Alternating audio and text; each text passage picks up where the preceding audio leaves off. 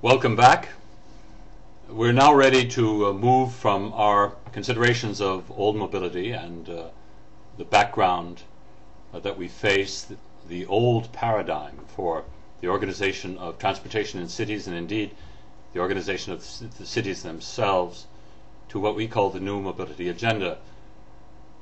But to make this perfectly clear, maybe we should talk about another phrase which has had about 20 years of life, with a lot of conversation, a lot of use of the word, but not as many results as we would like to have, and that is the phrase sustainable transport or sustainable transportation.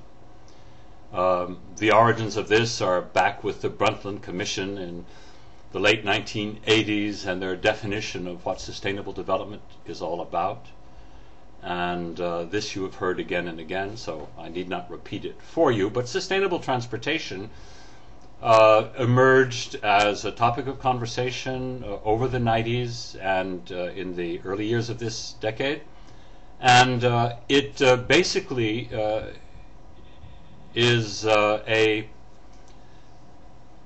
lament, really, about why our present systems are not sustainable.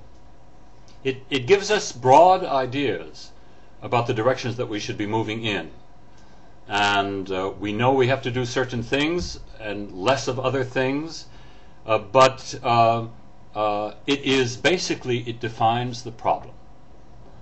Now, in the face of that, about at the same time, in parallel, we started thinking, well, if that's the problem, what's the answer? Or if not the answer, what is the solution path? And this is something that we call the new mobility agenda. And again, you have that reference, which was given to you earlier, www.newmobility.org. And as you will see, the agenda consists of an awareness of the fact that there are a very large number of things that need to be done. Most of them don't cost very much money, but they do require a subtle understanding of the context. And at the end of the day, they summarize to 5 basic principles. The first of this is that the result of the new mobility agenda, everything that is done, should have as its objective to enhance the economic viability of the city and its citizens. If it doesn't work for the economy, it's not going to work for the rest. We cannot back into a way of being, a way of organizing our lives that is not going to be economically viable. So we must keep this to the front. But we have to be sophisticated when we begin to listen to the arguments about what is an economic essential argument for certain kinds of industries, certain kinds of resource groups. We need to have a sophisticated understanding of what indeed is good for the economy. The second pillar of the new mobility agenda is, which makes it very different from the old mobility, is aggressive demand management. Now, this has been around for 30 years, often called TDM, transportation demand management, etc.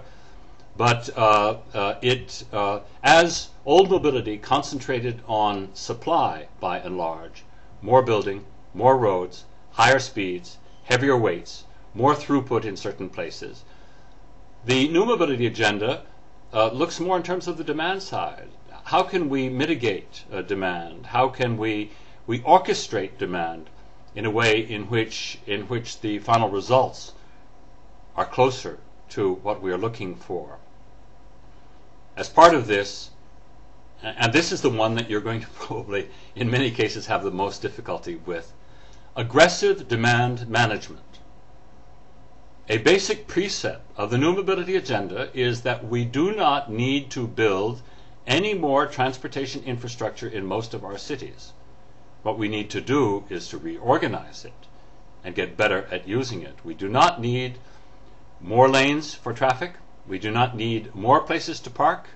We do not need to construct infrastructure so as to increase the vehicle flows. We need, in fact, to take a step back and to say, we will build no more transportation infrastructure over the course of at least the next 2 to 4 years, but we will take draconian policies in terms of managing that infrastructure that we already have. Now, this will consist, by and large, of turning over roads and other forms of public space from cars to more efficient users of that space, more efficient both in terms of throughput and more efficient in terms of quality of life.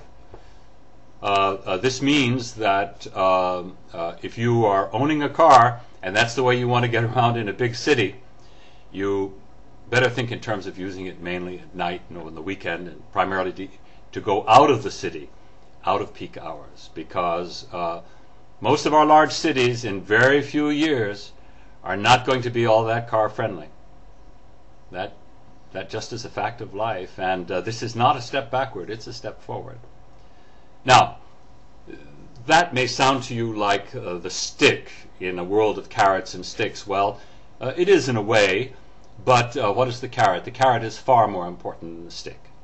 And that is that as we have additional infrastructure to use in creative ways, in order to move people and not vehicles, in order to attain our objectives, we're going to have to create new forms of mobility as well. We're going to have to create new approaches to public transportation. The old ones will not do. We need to create new forms of small vehicle transportation. That might be collective taxis, shared taxis, small van services, etc., which will be able to use the parts of the street system which are reserved for high efficiency transportation.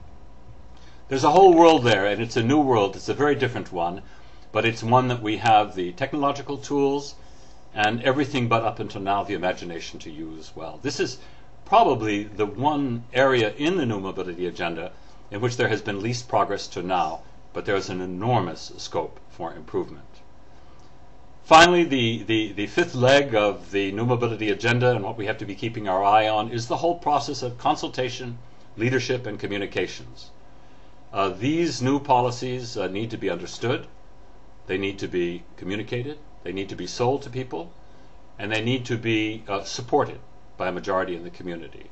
So these are the basic building blocks of this so-called new mobility agenda. We will now wrap up this second section, and I will come back to you in a few minutes with more thoughts on the reason that I'm here, which is how we can use devices like car-free days, mobility weeks, etc., to take some important steps in this direction. Once again, thanks for your attention. We'll be back in a couple of minutes.